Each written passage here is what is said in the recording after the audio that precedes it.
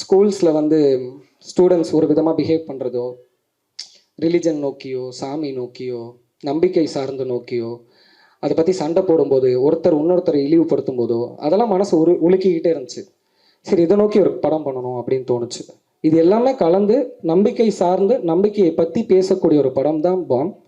ஆனால் இது யார் மனசையும் புண்படுத்தவோ யாரையும் ஹர்ட் பண்ணவோ அந்த ஆங்கிளில் டிஸ்கஸ் பண்ணவே இல்லை இந்த படம்.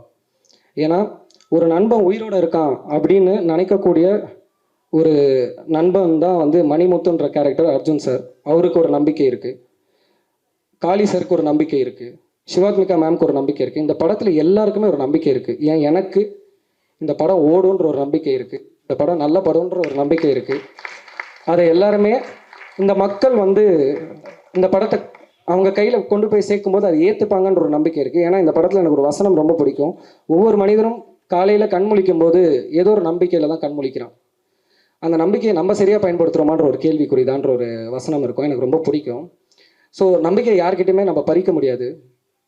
அப்படி நம்பிக்கை பற்றியும் நண்பனை பற்றியும் நம்மளோட இமோஷன்ஸ் பற்றியும் நமக்குள்ளே இருக்கிற கேள்விகளும் சக மனிதனை நம்ம என்னவா பார்க்குறோம் அதெல்லாம் தாண்டி அன்பு மட்டும்தான் இங்கே எல்லாமே நிலைக்கும்னு சொல்லக்கூடிய ஒரு படம் தான் பாம். ஏன்னா பாமுக்கான முழுசாக நான் இந்த விளக்கத்தையும் நான் சொல்லணும்னு நான் நினைக்கிறேன். ஒரு ஹியூமன் பாடியிலேருந்து தேவையில்லாத வாய்வு தான் குசுன்னு சொல்கிறோம். அப்போ இந்த சோஷியல் சிஸ்டமில் தேவையில்லாத நிறையா இருக்குது. அதை மெட்டஃபரிக்கலாக சொல்லணும்னு நினச்சது தான் இந்த bomb. And Arjun Das sir சுற்றி இங்கே வரேன் sir. Thank you so much sir. அவரை நிறையா படித்திருக்கேன். வெறும் காலில் ஓடி இருக்காரு. காளி சாரை உப்பு மூட்டை தூக்கிட்டு எவ்வளோ தூரம் ஓடி இருக்காரு. கத்துவார், ஷார்ட் கட் சொல்லுவானா மாட்டானாடா, ஐம் லிஃப்டிங் அப்படின்வார். பரவாயில்ல தூக்கட்டும் மனுஷன் அப்படின்னு நானும் விட்டுருக்கேன். அந்த மாதிரி நான் நிறையா வச்சு செஞ்சுருக்கேன்.